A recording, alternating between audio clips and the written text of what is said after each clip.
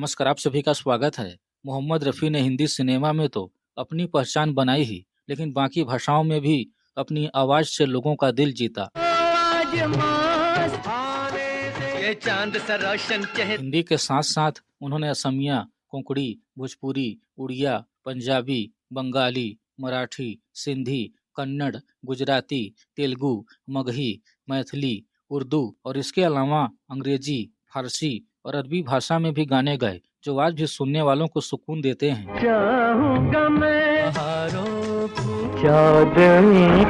रफ़ी साहब भोजपुरी में भी कई शानदार गाने गाए हैं, जिन्हें आज भी लोग बड़े चाव से सुनते हैं।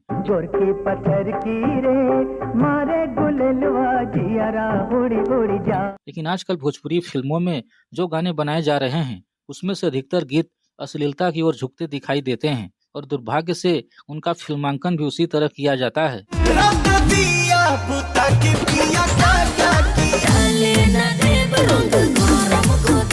हालांकि भोजपुरी भाषा की पहचान सिर्फ इतनी भर नहीं है। भोजपुरी की एक समृद्ध, सुंदर और सांस्कृतिक रूप से बेहद गहरी विरासत रही है। एक समय था जब भोजपुरी में ऐसे सुरम्य, सादगी से भरे, दिल को छू लेने वाले गीत बनाए जाते थे कि आज भी लोग उन्हें प्रेम और आदर के साथ सुनते हैं। बदरा में बिजुरिया तोहरी लचके लाकम साथ ही लपटना ही ले कल लाल लाल ओठवा से बरसे धन धन भाग। आज हम एक ऐसे ही भोजपुरी फिल्म और उसके गीत के बारे में बात करेंगे। वह फिल्म जिसे भोजपुरी की पहली फिल्म होने का गौरव प्राप्त हुआ और जिसमें रफ़ी साहब ने अपने जीवन का पहला भोजपुरी गीत गाया। तो चैनल को सब्सक्राइब करें और वीडियो के अंत तक हमारे साथ बने रहें। 22 फरवरी 1963 का वह दिन था जब पहली भोजपुरी फिल्म गंगा मैया तोहे पियरी चढ़ैबो बिना सिनेमा पटना में प्रदर्शित की गई थी। यह फिल्म विधवा पुनर्विवाह जैसे संवेदनशील मुद्दों पर आधारित थी, जो उस समय समाज में एक बड़ा विषय था। फिल्म की शूटिंग पटना के बिहटा गांव, गोलघर और आरा रेलवे स्टेशन पर हुई थी। यह फिल्म भारत के प्रथम राष्ट्रपति डॉक्टर राजेंद्र प्रसाद के कहने पर बनी थी। चूंकि उनका भोजपुरी भाषा से संबंध था, तो एक बार उन्होंने एक फिल्म समारोह के दौरान भोजपुरी भाषा में फिल्में बनाने के लिए फिल्मकारों से कहा। तब वहां उपस्थित जाने माने अभिनेता, निर्माता, निर्देशक और पटकथा लेखक नजीर हुसैन ने, जो खुद गाजीपुर के रहने वाले थे, वादा किया कि हम भोजपुरी में फिल्म बनाएंगे। नजीर हुसैन ने फिल्म की कहानी, पटकथा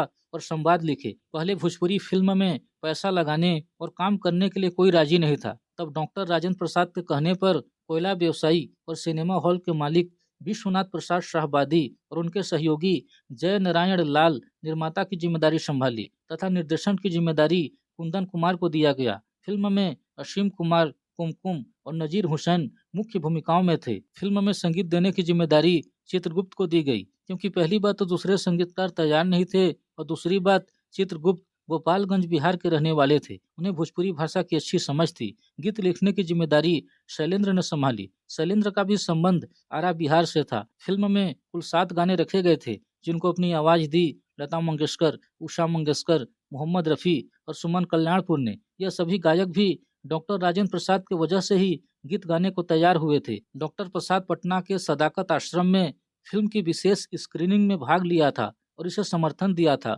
उनके समर्थन ने फिल्म के निर्माण में महत्वपूर्ण भूमिका निभाई और यह पहली भोजपुरी फिल्म और इसके गीत दोनों ने तहलका मचा दिया था। फिल्म का पहला गाना था हम तो खेलत रहनी अम्मा जी के गोदिया। इस मासूमियत भरे गाने को सुमन कल्याणपुर ने अपनी मधुर आवाज दी थी।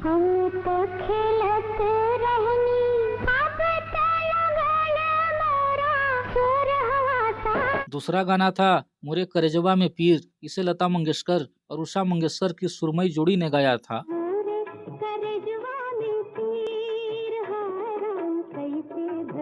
तीसरा गाना था काहे बसुरिया बजौले, जिसे अपनी मीठी आवाज में लता मंगेशकर जी ने गाया था। काहे बसुरिया बजौले, रे सुध बिसरौले, गइल सुख चैन। इस गाने का एक सैड वर्जन भी था। काहे बसुरिया बजौले, रे सुध बिसरौले। पांचवा गाना था लुकछुप बदरा में चमके जैसे चनवा, जिसे लता मंगेशकर की सुरीली आवाज ने और भी इसे खूबसूरत बना दिया।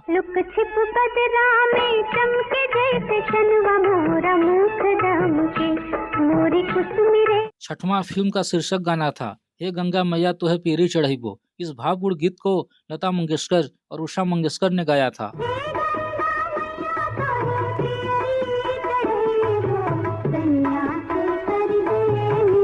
और 7वां गाना था सोनवा के पिंजरा में, जिसे मोहम्मद रफी साहब ने गाया था, जो रफी साहब का पहला भोजपुरी गाना था। सोनवा के पिंजरा में बंद भइल है राम। रफी साहब ने इस गीत को सिर्फ गाया ही नहीं, बल्कि हर पंक्ति में बेटी की विदाई के दर्द, उसके भीतर की टूटन और उसकी चुप पीड़ा को जीवंत कर दिया। रफी साहब की आवाज में एक ऐसी करुणा है जो सीधे दिल को छूती है, मानो सुर नहीं आंसू बह रहे हों। के मोतिया निशानी मोर बाबुला। सादगी, सुर और भावना, इन तीनों का ऐसा संगम बिरले ही मिलता है। छूट गइल नील रे आकाश। चित्रगुप्त की मधुर धुन, शैलेंद्र की आत्मा को छू लेने वाले बोल और रफी साहब की स्वर्गीय आवाज, इन सब ने मिलकर इस गीत को एक अमर क्लासिक बना दिया। चल चल नैना निहार चुप चीर। और यही वजह है कि सोनवा के पिंजरा में आज भी सुनने वालों के दिल में उतनी ही मोहब्बत और सम्मान के साथ बसता है जितना उस दौर में था। चल ली विदेश वार मैया के दुलार। इस गाने के लिए रफी साहब को 1965 में आयोजित पहले भोजपुरी फिल्म पुरस्कारों में सर्वश्रेष्ठ गायक का और शैलेंद्र को सर्वश्रेष्ठ गीतकार का पुरस्कार मिला था। यदि गंगा मैया तो है पियरी चढ़ी वो फिल्म के बारे में विस्तार से जानना चाहते हैं तो हम इस विषय पर पहले ही वीडियो बना चुके हैं, एंड स्क्रीन और डिस्क्रिप्शन में दे देंगे, देख सकते हैं। वीडियो अच्छी लगी हो तो लाइक और शेयर करें और चैनल को सब्सक्राइब करके बेल आइकन अवश्य दबा दें। जय हिंद, धन्यवाद।